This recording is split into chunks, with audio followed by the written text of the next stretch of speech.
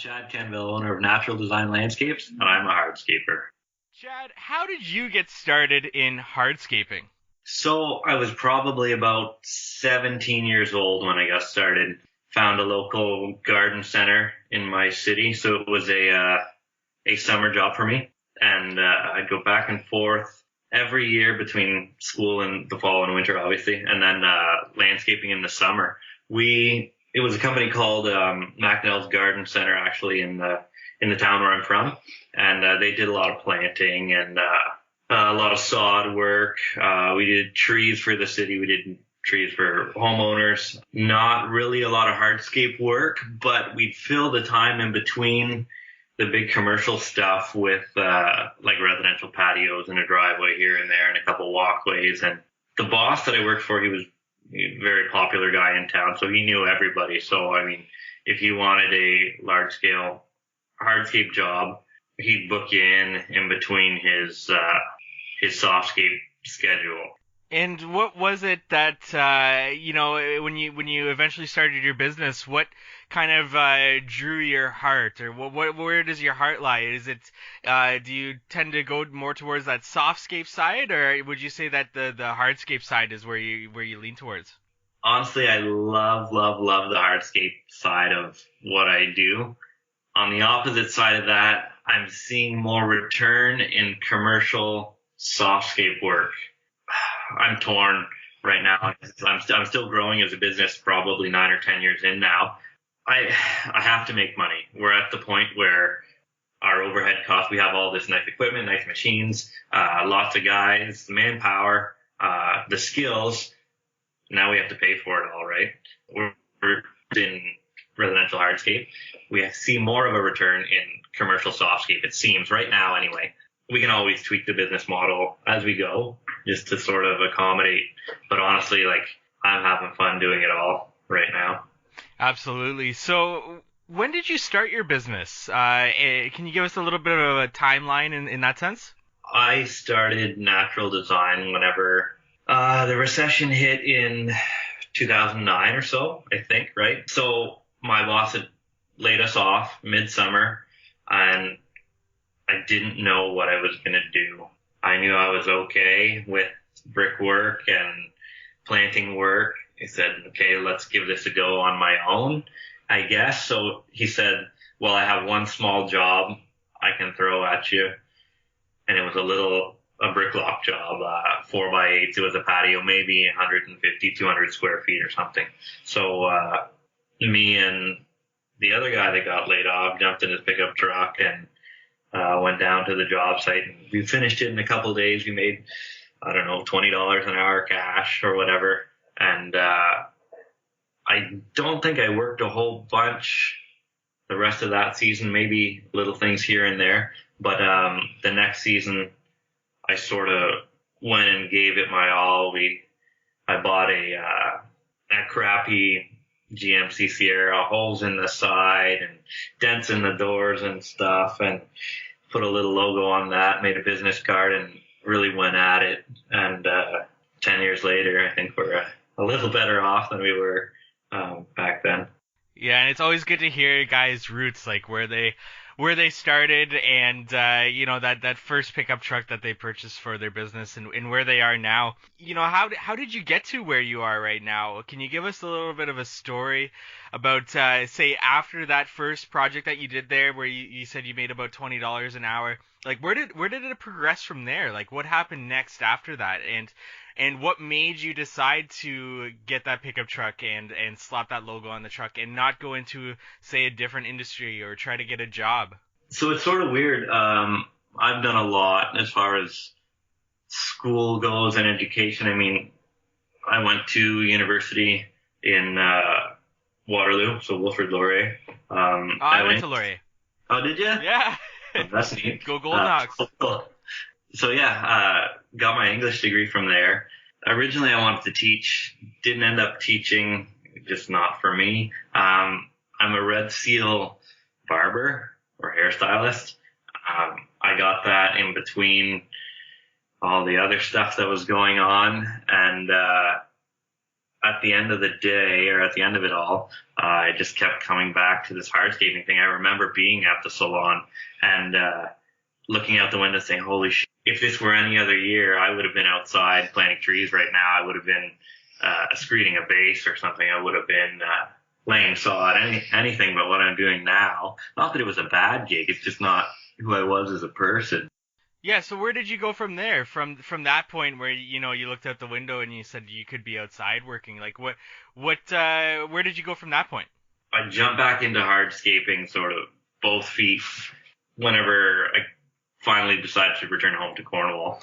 And I got the business card out there. I went around to my local retailers. That was the first thing, and I said, hey, I used to work for so-and-so. I'm out on my own now.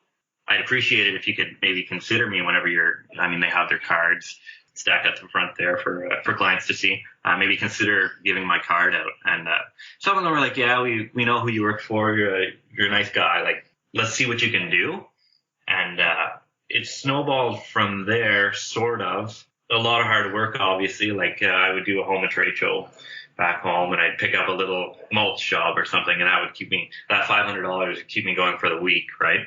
And you pick up a little brick job, and you're making maybe $1,000, and so you're going a little longer. But I mean, your overhead with a little pickup truck and a wheelbarrow and a shovel, it's not a ton of overhead. Anything that you're taking in, you're sort of putting in your pocket, I think, anyway. But yeah, it's for me, has always been about hard work and the right connections. I never really can say that I did it all. I worked hard on my own as a one-person crew and everything, but I never can really say that I didn't have someone to help me out or something that I could fall back on. Even if in terms of like a place to dump your fill and stuff. I always had someone I could call. I wasn't going around to the dump and stuff like that, right? To have to get rid of fill. I always had someone, if I was really hurting for money or work, I could pick up the phone and say, do you have something for me? And I could put in a couple days like that. And I think that's important to anybody starting out is build your connections as early on as you can. If you're a nice guy, people want to work with you.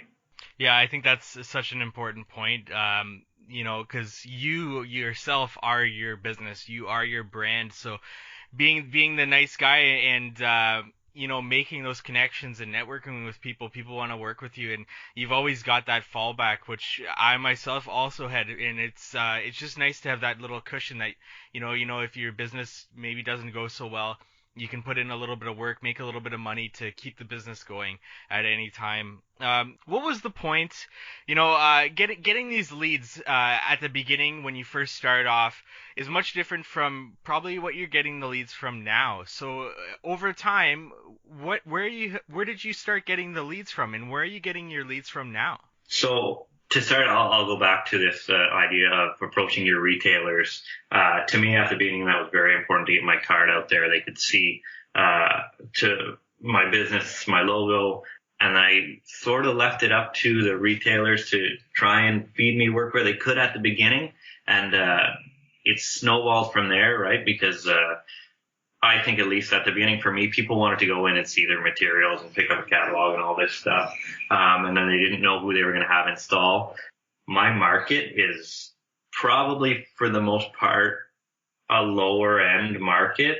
And I was able to slip right in there at the beginning with low price point for my work and stuff, which now it's, we're not there at all. I don't advocate for charging less for your work. I think you should get as much as you deserve and as much as you're worth.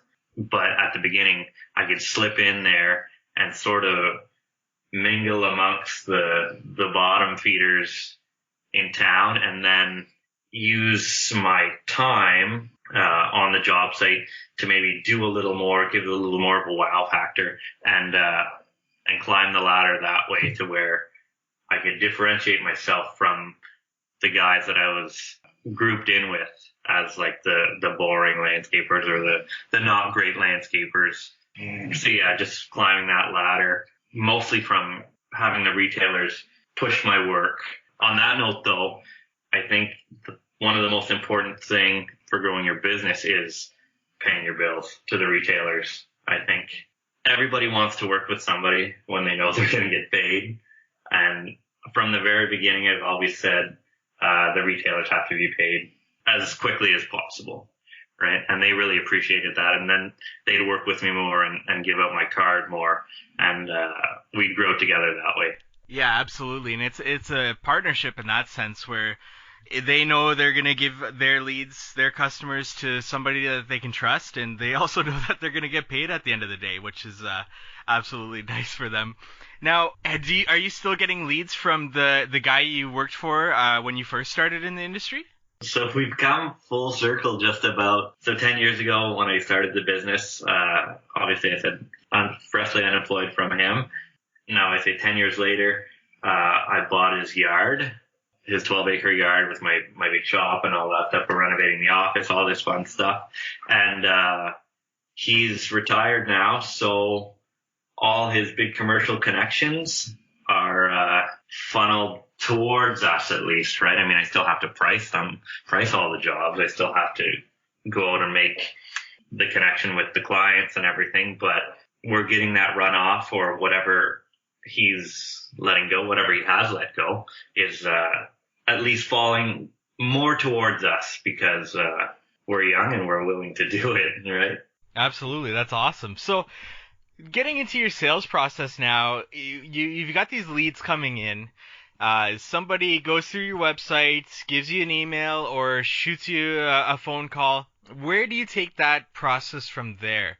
Where do you take that first point of contact from? If I'm getting a phone call during the day, I'm most likely not going to answer it unless it's from the client that I'm working for at that moment. I try and screen all my calls so that I'm not using one client's time to work for another, right? I'm the face of the company, but I'm also still out in the field installing. I have to try and separate my time so that my client at that time gets my full attention until I can move on to the next project. So what I'm trying to say is I'll return calls off the working clock, I guess. So after hours, whenever the saw's not running in the background, and whenever the packers aren't running, and whenever the machines aren't going off, I'll screen the calls. And if you are, I guess, lucky enough to get a hold of me, I'll schedule our estimates for generally sometime in the evening. You'll have a quick chat with the client, and we'll proceed from there. Sort of like a regular consult. I'll ask them what they want, why they want us to do it, because I think that's important at this point. Is are they calling us because they want us, or are they just looking for a number? And we're really, at this point, when it comes to Hardscape, we're not the number guys. If price is number one, then honestly, as bad as it sounds, I don't really even want to be involved. I want to do something that's going to last, something that's going to look amazing, something that we're going to have fun doing, but I don't want to go through that whole penny pinching process like we used to do in the past, or starting out at least. Yeah, absolutely. And being able to, pick those jobs is so important to growing your business, and you're obviously at a point now where you're able to do that. Now, with these consultations, are you charging for them for the initial consultation when you go out there and meet that customer for the first time? I wish that we could charge for consults, and I think a lot of guys feel the same. It would be great to say $50 for me to show up, have a consult. You're going to get some value out of my time, right? And maybe some ideas, and we can use that as a springboard to go further with your project. But I don't think that my market facilitates it, at least right now. I've never tried. I mean, I guess I could try, but nobody else is doing it, so I don't feel that I can. Anyone who's great where I'm from is extremely busy, and I think if we all jumped in together into that charging for consult mentality, then it would work, at least for the middle to high-end clients that see the value in our time. But as I said before, I'm not in a super expensive market where that would work for everybody. Which, I mean, on the other side, I think it might be great because right off the bat, we'd weed out those tire kickers, those price shoppers, anyone who we never really wanted to work for in the beginning anyway. Yeah, I think there's always, positives and negatives to any decision like that. And I used to work for a hardscape supplier similar to what you did when you started. And, our market didn't have that. Our market didn't have facilitate somebody charging for the first consultation. So when finally somebody did start to do that and we were sending that company leads, those customers would come back to us and say, hey, why are these guys trying to charge us an initial consultation? Nobody else is doing this. We're not going to go through them. So, it definitely is all about feeling your market and knowing if your market is willing to be able to handle that.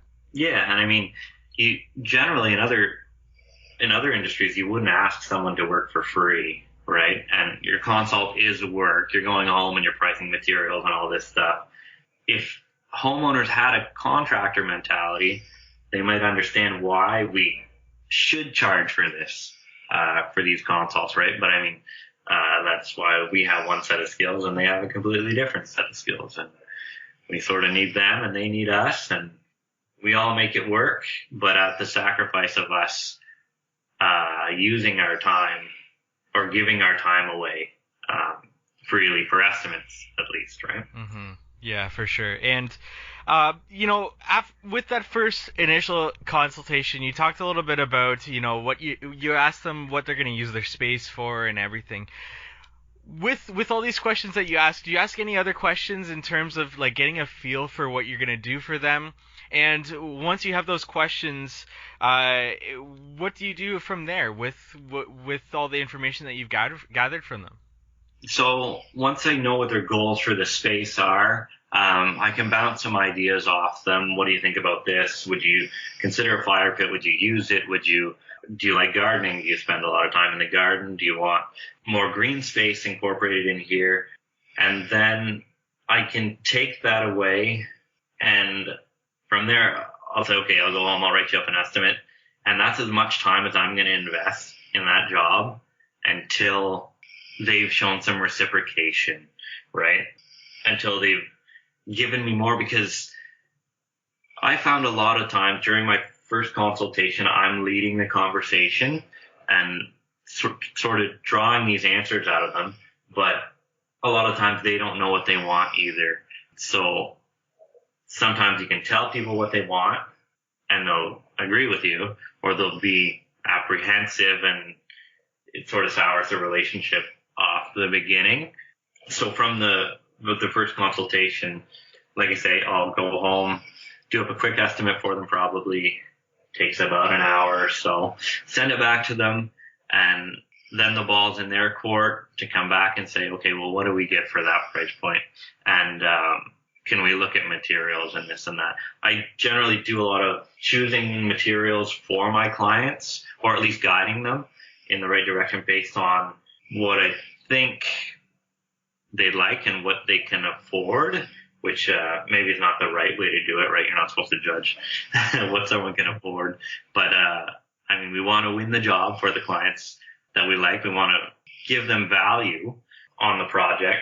So after we meet and we go back and forth, I leave it with them until finally I think it comes up is, okay, well, can you draw something up for us? And from there we say, yes, we can do 3D renderings, but they're going to be in the realm of $500 refundable upon signing of your job. But we need that $500 to move forward with the design aspect of it, so that we know you're serious here. Because into design work takes time and it's a specialized skill, and we can't give you any more for nothing. With this initial quote created and the design, actually going back to that first consultation, do you bring out samples? Do you always have samples in your truck of products that you would recommend to them to install so that they can actually see it right away? Or do you meet with them off-site at a supplier to be able to run through the different products afterwards? How do you show them the products before they're installed? There's a box full of Tech Block catalogs sitting on my passenger side rear seat all season long, just about. So every client gets a copy of the book for the year, right? I say, have a look through here. Tell me what you like, what you don't like. A lot of the times I already know in my head sort of what they're going to choose before leaving. So I'll make maybe some suggestions in my quote. But if the client's serious and they've agreed to the drawing that we're going to go with, for sure, I'll meet you at the retailer. We'll run through some products.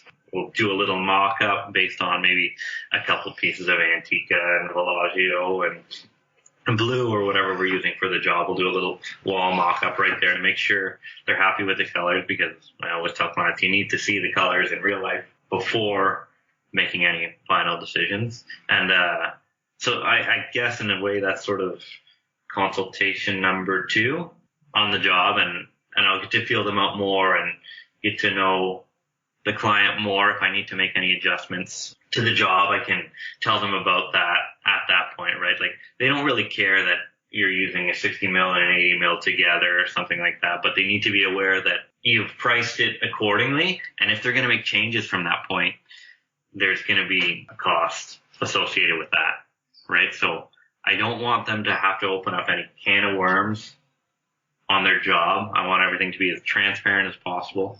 I want to build a great relationship with them. And I think having that second meeting at the retailer really pushes that relationship further than one meeting. Obviously, you don't know. How do you expect to hand over $20,000 or $30,000 to a guy you've met one time and he's giving you an email quote, which is you're investing your time in the client and in the relationship. And if they're reciprocating, I think everything goes smoothly from that second meeting forward. Not that it doesn't on the first meeting, but I think it's important to invest that time with the client if you're going to have a good product in the end. You're going to produce something that they're happy with in the end. Absolutely. So after that design process, any other consultations to narrow down the product? When you're landing that job, you're having them sign that contract, what are your payment plans like? And does it depend on the job, the size of the job? What do you do with that? So as bad as it is, in the past, we've always done just pay me when the job is done. You know, for the past 8 years or so, well, I guess since the beginning of the business, it's always been, don't worry about it, just pay me when the job's done. We'll settle up then. I mean, it's always worked for us because I've ran on this mentality that you have to be transparent with the client and you have to guide them and tell them I'm a big fan of telling them what we're doing and keeping them updated. I love when they come home at the end of the day and they have questions or they're curious about things. I want to tell them everything we did that day, and it helps to build that relationship. But to move forward with your question, we need to transition from that pay me when you're done to this year we're going to implement 4 draws of 25%.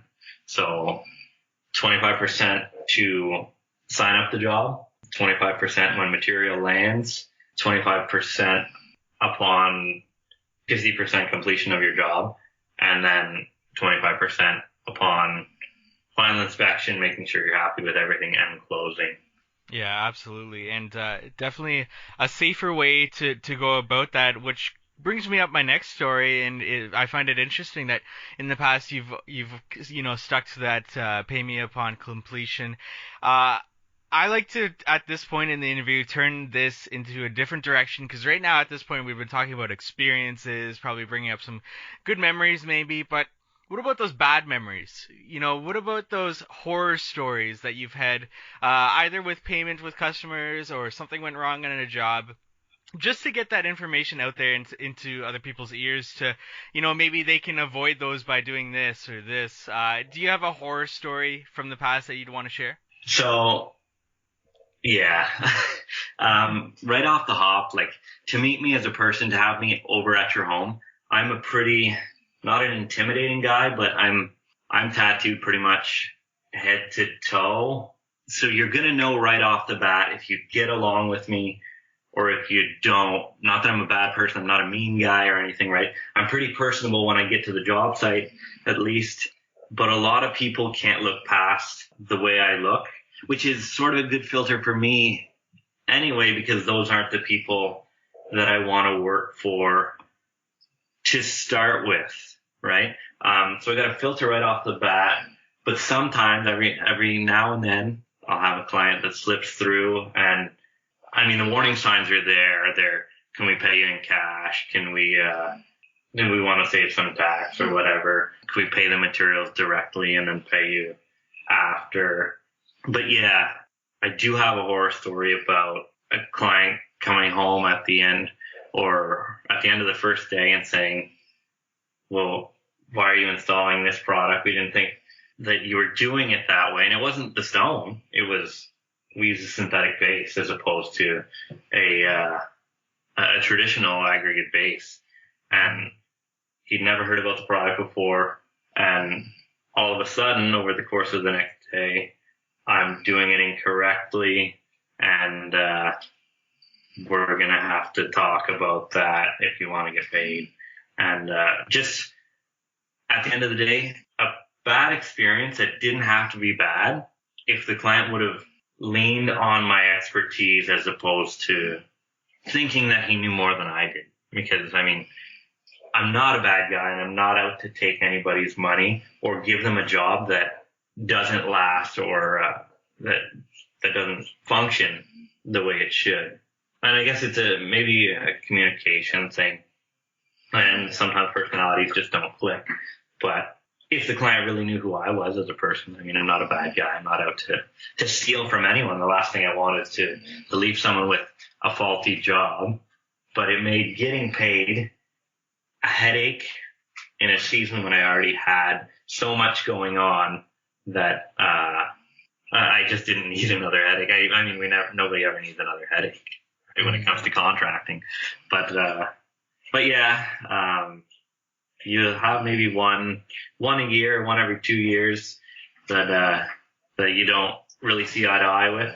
But for the most part, we have incredible clients, and it really makes us go further for them whenever they leave it in our hands and they don't question our judgment or our skill. For sure. And I had a similar experience with my very first synthetic base install. It was still fairly new on the market, and this customer hadn't heard about it before. Luckily, I let them know beforehand that I'm going to be using this product because it's a tight space to get into your backyard. But he was still kind of skeptical about it, and it showed whenever he got home. He watched me like a hawk, and the only thing I could really do in that situation was just reaffirm him, tell him about the specifications of what this base can do for you, why it's better, and so on and so on. But you're always going to get that person that just no matter how much you tell them, they're not going to be sold on it just because they might have a more closed mindset or whatnot. What did you do in that situation with your customer? So ultimately, I leaned a lot on our rep's expertise and his ability to put out the fire, right? Because it's not like this was my first time doing a synthetic base. We've installed thousands of square feet in it, more than anybody in the city. I know what we're doing. I know how it reacts and everything. And it was maybe partially my fault because, it was a game time decision to switch from traditional base to aggregate base based on the conditions. It was fall and things were a little mucky, and I didn't want to make a mess of the brand new sod.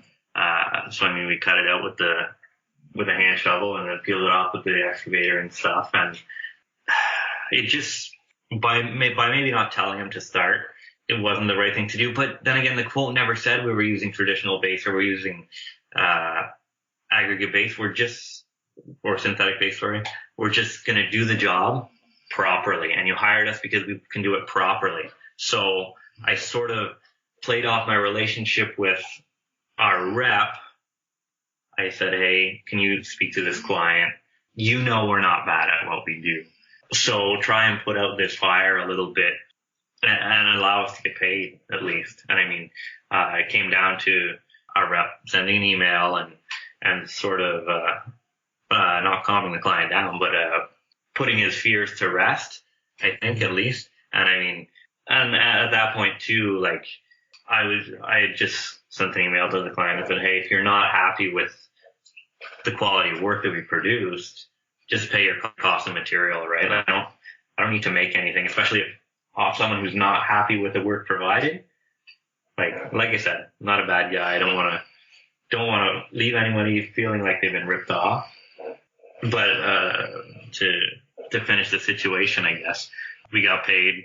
I'm thankful to the rep for handling that for us, and we're gonna monitor the job over the next couple of seasons, and we'll see, right? Yeah, absolutely. And backtracking a little bit here, we talked a little bit about designs and your design process, questions you asked getting into the design, but what software are you running for your designs in terms of creating them?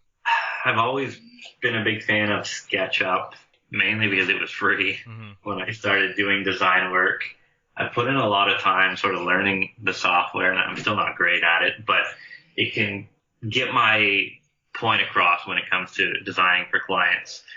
And I think that's the most important part for me, is just to show them something that looks better than a pen and paper drawing. I invested in UVision, and I'll dabble in that. I'm still not great with it, so we may transition to that over the years, but I just like how SketchUp is more of a CAD program, and I can make my nice curves and all that are sort of our signature, whereas I'm having a hard time right now doing them with UVision. Not that you can't, but I just haven't invested the time fully into it. So SketchUp is where we're at right now as far as design. Gotcha. And now getting into the installation process, are there any major things that your company lives by in terms of installation, whether that's, anything from installation methods, techniques, tools, anything that you guys live by?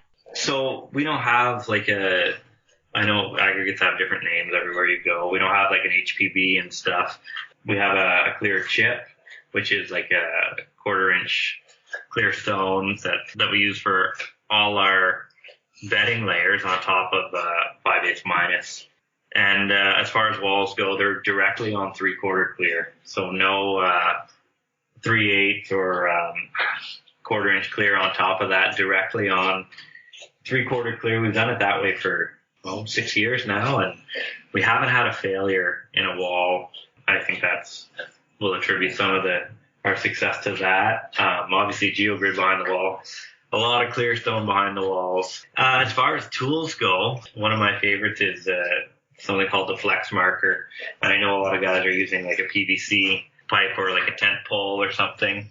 And we like the Flex Marker just because it's easy to use. We can connect a whole bunch of them, but we can do those long drawn out curves and stuff and mark them out easily. With that, saves a lot of time. I'm a big fan of the 14-inch saw just for most of the work that we do. I'll cut everything myself, usually all the big curves and stuff. The guys don't want to do it. I don't want to put them through it, and honestly, I don't mind. It's a little fun for me I can think about other things while I cut. So a 14-inch saw with a diamond blade and getting to work is important for me. Other than that, I think a big investment for us this year was a vacuum lift. So we bought an MQuip Turbo H, and we installed probably 5,000 square feet of large slab with it. And that's been a lifesaver, right? Can't think of a better $5,000 that we've spent this season, at least. It made the installation process so much better. And I think everyone, if they can afford it, should get a vacuum lift, or at least look towards investing in one for their future. Yeah, absolutely. And MQuip is doing some amazing things. We've had them on the show before, and the Turbo H, is that the 2-person lift? No, that's so you put a sling and it runs. We run it off the shovel, so it's they're gonna be mad at me for not knowing the specs on this on the air. But no, it's it's a unit that hooks up to your excavator, your skid steer, whatever, with an electrical cord that runs off that. It's good for wet and dry cast, which is important for us because we'll do dry cast steps with it and large slab. But no, it's not a handheld unit. It's a unit that requires a machine, Gotcha. like our shovel or something. Gotcha. Okay, and how about looking up to people that have been your mentors or people that influence you, whether that's in person or online? Do you have anybody you'd want to give a shout out that over the years has helped you, or even right now you look to them for some influence or mentorship? Yeah. So over the years, I mean, I sort of amassed a laundry list of guys that I talk to and that I can lean on for advice and stuff. Some for advice on equipment, some for advice on installs, and some who I just absolutely love their design style, and I'll sort of pick elements of something they've done and use it in my jobs. But to start from the top, we work with a contractor in town who's really helped bump us up tenfold over the past couple seasons, building up creations. They're sort of like a great big brother to me, but he's really shown me where to go with the whole hardscape thing, because they were doing cool jobs before I knew that I could do cool jobs too. Other than that, Hardscape Auto, me and Matt talk a bunch about jobs and just shoot the shit. Alan Shade, ALH, he's always there whenever I have a question about equipment. He's sort of guided me in the right direction a couple times. Guys like Xterra and Clutch, Sutton Outdoor, Fraser Valley from Sarnia, laid off from down in the States, and I like checking out Leaf's stories. I think she's great as far as social media and really pumping up what a business can be. From the design side of things, I like Mulder. Zamco is great. They do some cool stuff. Obviously Premier, and my favorite of all the design guys is Preston Hardscapes. I think he does some awesome stuff, and I'm glad I don't have to compete with him around here. Absolutely, and some great names to look up to and to be influenced by, especially with their designs. Some incredible designs coming from those guys. Now, as we close out this interview, Chad, I've got one last question for you, and that's over all these years that you've been in business and started to install hardscapes. I'm sure you've learned numerous things. But I want to narrow this down to one thing that you would recommend our listeners to know that you wish you'd known from the very beginning, from the very moment you started your business. What is that one thing you wish you'd known from the beginning? Your life is going to change drastically. And if it doesn't, you're probably not a good contractor. And I think you won't notice it from the beginning. It comes on gradually. But all of a sudden, you're not the same person you were 10 years ago at all. It's sort of, your job consumes you, and it's, for better or for worse, you're playing with a different deck of cards. Excellent advice. An excellent interview. Thank you so much, Chad, for joining us today. Hey, no problem. Thanks for having me.